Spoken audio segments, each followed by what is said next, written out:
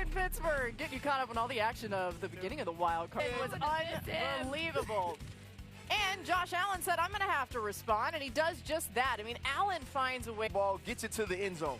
The Jaguars regain the lead there, 24-20, ensuing Buffalo possession. Allen finding Brandon Cooks. This is what it means. Ensuing Jacksonville possession. A minute to play. Well, there it is. Yeah, okay. Well, I'm in a different part of this rundown. We got you. It's all good. Here it is. Here we go. So Davis White. Yep. So Davis White knocks the ball away. Cole Bishop, who was all over the field, seals the deal. We get 2 kneel downs after that. And Trevor Lawrence, after a great season comes to an end. You hate to see it happen for the Jags the way that they had played this year, but credit to Josh Allen and those Bills. Dan, how did Allen pull this off? I think it's the most laser-focused game we've seen from Josh in a long, long, long time. We've seen Josh make unbelievable plays, but this was like putting the team on your back with efficiency and methodical approach. And if you go to the final drive, the breadcrumbs are there. So this is a little bit early in the drive. They motion down. They're just running what we call stick concept. Watch the corner at the bottom of the screen. Okay, like you see he's got vision on that inside receiver. He's going to drive on it, not really paying attention to the outside. Now go to the Cooks bomb. Josh realizes it. Oh, they're in zone. I've got the same corner at the bottom of the screen with vision. Once again, vision on that inside receiver. He sends him on an out route, tells Cooks to just keep running. See how that corner's breaking? He's playing the receiver, or Josh through the receiver. Josh believes he's going to break on it, launches it down the field, and then we've looked at this. Yeah. This is the tush push, but what stands out for me is the tush carry. One team keeps playing, one team stops. Jacksonville just stops. I don't know if they think the play is over. Buffalo did not. Everybody on Jacksonville thinks the whistle's dead, blown dead, or Josh is at the bottom of the pile. That's an identity thing for Buffalo, but the way that Josh just kind of managed the game, boring check down, boring check down, boring check down. We talked, get the game to the fourth quarter, then be Superman. The play to Brandon Cooks, that's a Superman play. Going into this game, we talked so much about the Bills' rushing attack versus the Jags' run defense, strength on strength, and the Jags' run defense won it. They won it. They were outstanding. But it didn't matter because of Josh Allen, quite frankly. This was the best quarterbacking performance of the weekend. I thought he was close to flawless. You talked about how well he managed the game and how patient he was on quick game. 16 for 17 for 173 yards. That is surgical. And then outside of that, that sort of surgical approach of just point guarding the offense, when he had to make the big plays, he did so and took some pretty serious hits. We looked at the go ball to Cooks where Kevin Lloyd comes unblocked to the A-grad and just folds him. But on the whole shot to Keon Coleman, Eric Armstead comes and hits him. On the boot where he hits Shakir, it's like a post. He gets hit on that too. I mean, Josh Hines-Allen, when he had to make the biggest, most difficult plays under pressure, he did. Combined with him being surgical, it was just an outstanding performance. Yeah, for me, it was defensively, you knew that Jacksonville could run the football. Could you stand up on the outside? And these corners haven't been great the entire season. I thought Tre'Davious White made huge plays in this game. I thought he took points off of the board, and he gave his team points as well. Here, he's just going to be in a deep third, and he's going to get a seam. Jacoby Myers actually pushes him up the field well, and so he's going to have to play what we call 2-to-1.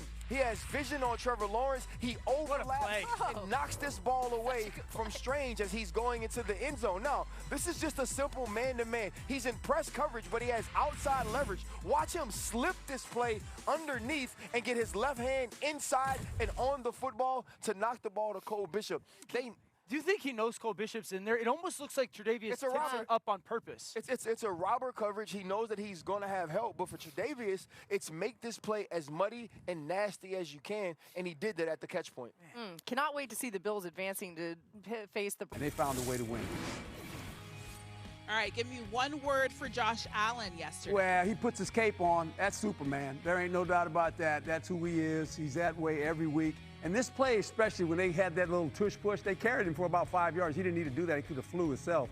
But plays like that, getting hit and able to throw the ball down the field, this team is really remarkable. And Josh Allen, I tell you, he's my favorite player, and he is Superman. There ain't no doubt. Patriots and Chargers for a spot in the divisional round, guys. Order to hunt the quarterback.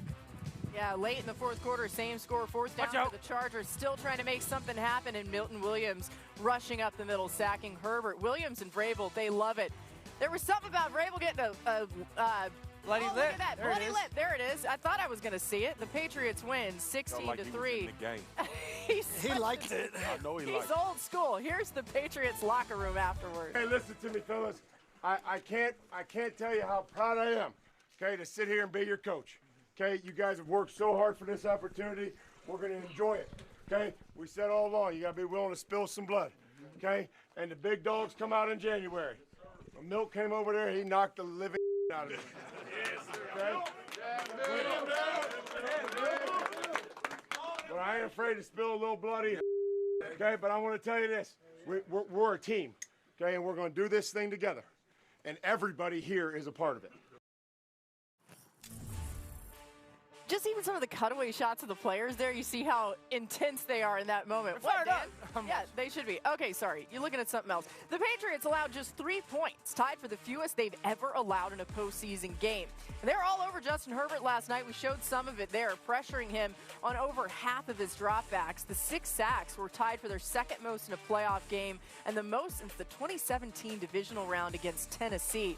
Marcus, how impressive was that Patriots defense last night? I know you're upset about you didn't get to talk to Miss Lisa, but that smile is right back on your face talking about some good defense. I'm going to be honest with y'all, man. It was a little bit of nostalgia.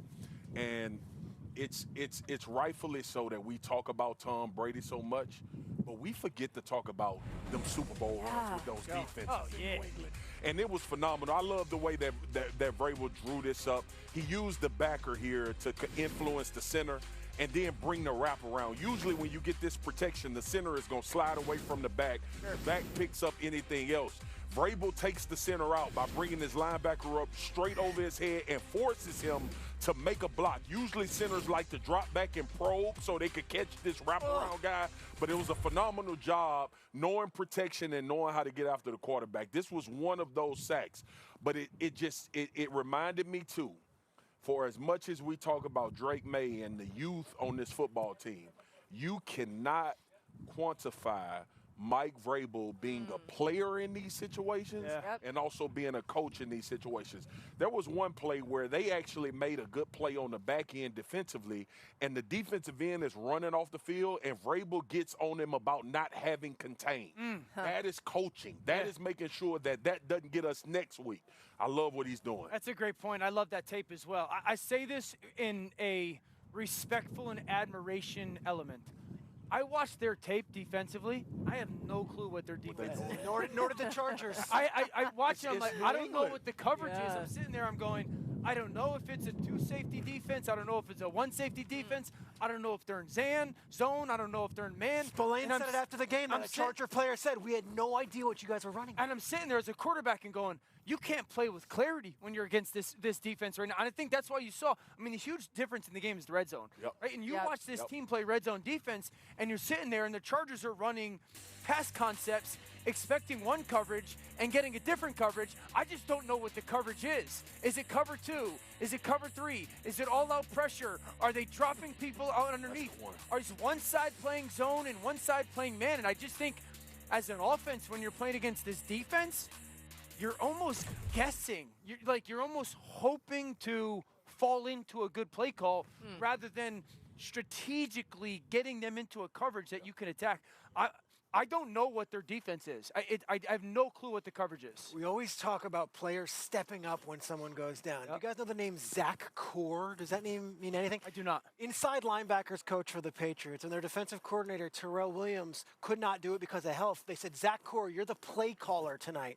Zach Core called the game last night as a young defensive assistant and was amazing. They had one play of 10 yards or more. They went 1 for 10 on 3rd down. And I know everyone's going to talk about the offensive line.